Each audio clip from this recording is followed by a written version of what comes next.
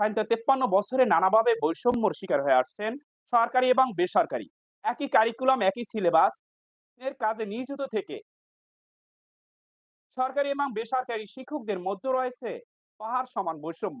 সেই বৈষম্যগুলি আপনারা নিরসন করুন।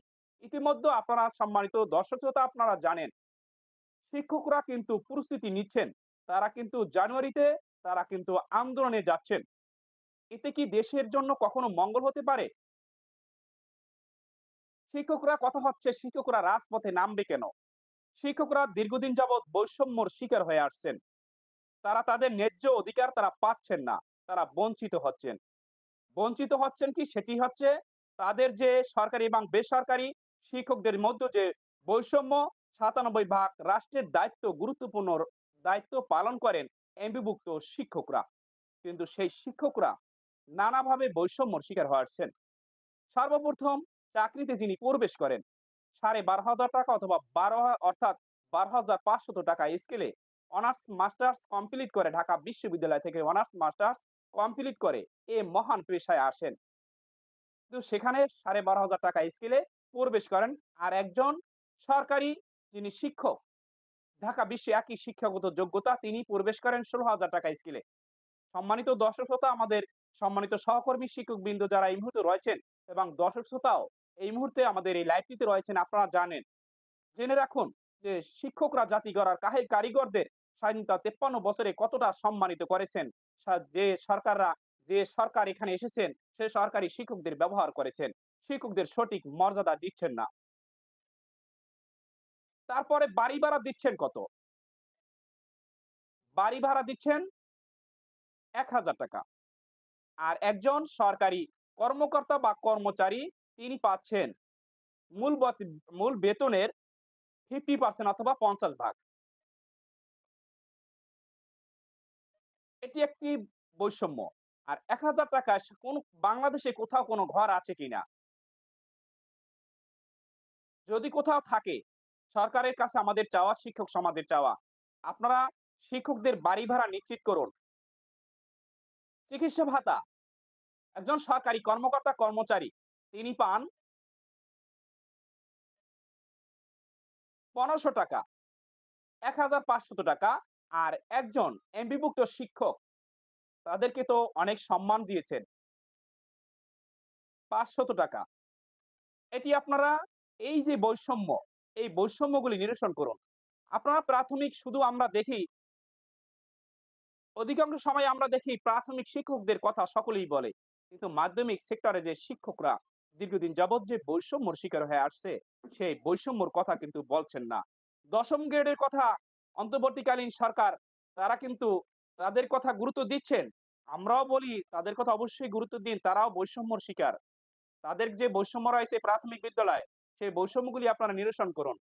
কিন্তু মাধ্যমিক সেক্টরে বাংলাদেশের যত প্রকার চাকরিজীবী রয়েছে সরকারি এবং বেসরকারি, এবং যদি আমরা বলি এনজিও, এনজিও তো মানে যেকোনো একটা কর্মকর্তা কর্মচারী যা কর্মচারী রয়েছে তাদেরকে তো সর্বনিম্ন বেতন ৳১৬,০০০ নিচে কোনো বেতন নেই।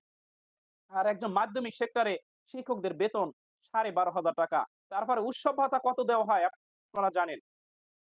একজন সরকারি কর্মকর্তা কর্মচারী তিনি বেতন পান, ওই উৎসব ভাতা পান মূল বেতনের সমান।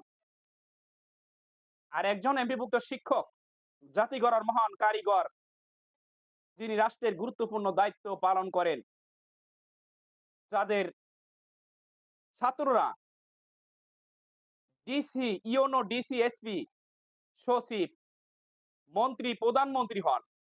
আজকে যারা শিক্ষা উপদেষ্টা হয়েছেন, সেই শিক্ষকদের ছাত্র। ছাত্র আজকে উপদেষ্টা হন। কিন্তু শিক্ষকদের তারা শতভাগ উৎসব ভাতা নিচ্ছেন। আর যারা মানুষ করেছে, যাদের জন্য আজকে আপনারা ওখানে বসেছেন, সেই শিক্ষকদের আপনারা উৎসব ভাতা দেন 25%। এর চেয়ে আর কি হতে পারে লজ্জাস্কর? আপনারা এটি নিরসন করুন। ২০২৪ সালে ২৪ সালকে আমরা আর মনে রাখতে চাই না। আমরা নতুনকে সামনে নিয়ে এগিয়ে যেতে চাই। আমরা সামনের দিকে এগিয়ে যেতে চাই। আমাদের যেন আর হতাশায় থাকতে হয় না। আমরা যেন আনন্দের সহিত এই বছরটিকে আমরা বিদায় দিতে পারি।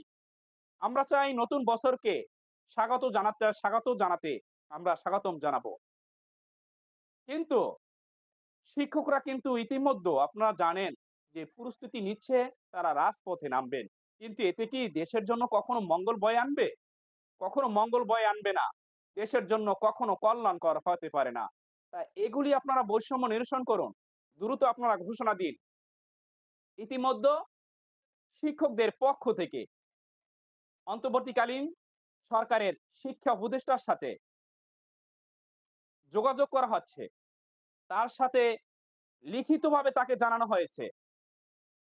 মাননীয় প্রধান উপদেষ্টাকেও জানানো হচ্ছে যে শিক্ষায় বৈষম্য, মাধ্যমিক যে শিক্ষকরা রয়েছে তারা নানাভাবে বৈষম্যর শিকার। সেই বৈষম্যগুলি আপনারা নিরসন করুন। কিন্তু এখন পর্যন্ত শিক্ষক সমাজ কি দেখলো? এখন পর্যন্ত শিক্ষায় কোনো বৈষম্য দূর করছেন না, বরং বৈষম্য বাড়িয়ে তুলেছেন। এখন পর্যন্ত শিক্ষার গুণগত মান আপনারা কোনো পরিবর্তন আমরা শিক্ষক সমাজ বা অভিভাবক তারা দেখতে পাইনি। আপনারা এখন পর্যন্ত শিক্ষার কোনো পরিবর্তন আমরা কোনো রূপরেখা দেখতে পাচ্ছি না। আমরা হতাশ হচ্ছি। যে অন্তর্বর্তীকালীন বৈষম্যহীন সরকার এসেও আমরা আজকে বৈষম্যর শৃঙ্খল থেকে আমরা মুক্তি পেলাম না। আপনাদেরকে আপনাদের বেশি সময় নেই। হয়তো আপনাদের খুব শীঘ্রই একটি নির্বাচন সুষ্ঠু, অবাধ, সুষ্ঠু নির্বাচন উপহার দিতে হবে। কিন্তু সারা জীবন আপনারা ওখানে থাকবেন না। কিন্তু শিক্ষক সমাজ কিন্তু থাকবে। আপনাদেরকে মনে রাখবে। মনে রাখা ২ উপায়ে। একটি উপায় আছে ভালোভাবে, একটা খারাপভাবে। আপনাদেরকে স্মরণ করবে। সারা জীবন যেন আপনাদেরকে শ্রদ্ধা করে, সম্মান করে। সেই হিসাবে আপনারা যেন এই অন্তর্বর্তীকালীন সরকার আপনারা দৃষ্টান্ত হয়ে থাকুন। শিক্ষক সমাজের হৃদয়ে স্থান করে নিন। যে বৈষম্য রয়েছে সেই বৈষম্যগুলি সেই বৈষম্যগুলি নিরসন করুন, সেই বৈষম্যগুলি দূর করুন। বাড়ি ভাড়া, চিকিৎসা ভাতা, উৎসব ভাতা এটি আপনারা ঘোষণা করুন। খুব সামনে উৎসব আমাদের সামনে আসছে। ঈদুল ফিতর আসছে। মাহে রমজান আসছে। শতভাগ উৎসব ভাতার প্রজ্ঞাপন জারি করুন।